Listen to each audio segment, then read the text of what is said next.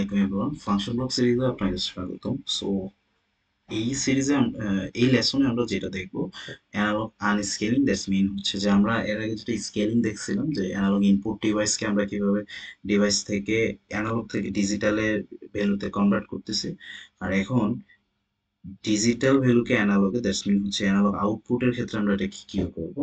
So আমি suppose চিন্তা করলাম আমার এই অ্যানালগ ইনপুটের ভ্যালুটা মাধ্যমে অ্যানালগ ইনপুটের মাধ্যমে অ্যানালগ আউটপুট চালাবো। সো দ্যাটস ওয়াই আমি সরি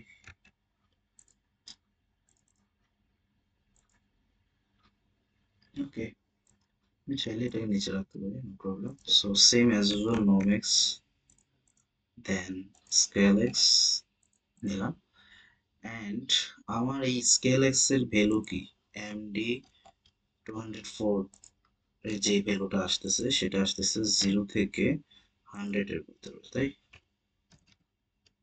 ওকে, 0 থেকে 100 এর যে ভ্যালুটা আসতেছে সেটা আমি এমডি 208 এ স্টোর করতেছি, যেটা আমার রিয়েল ভ্যালু।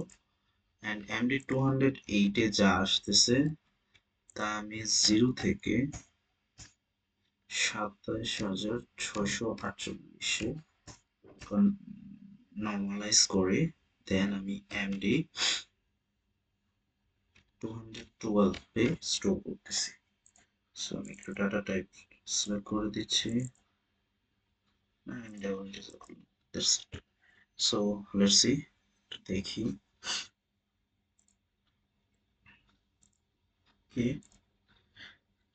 ওকে, সো আমার এখানে ভ্যালু দেখাচ্ছে display tag decimal. Okay, let's see.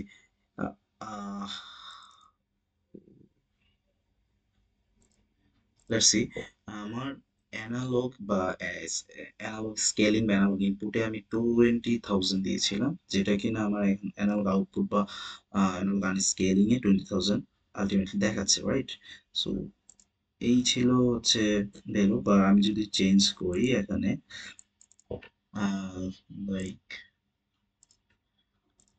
76,600, okay, let's say 63.75, right? 63.75, 0 to 100 scaling হয় আমার সেম 70,600, okay? সো এই হচ্ছে অ্যানালগ আনস্কেলিং।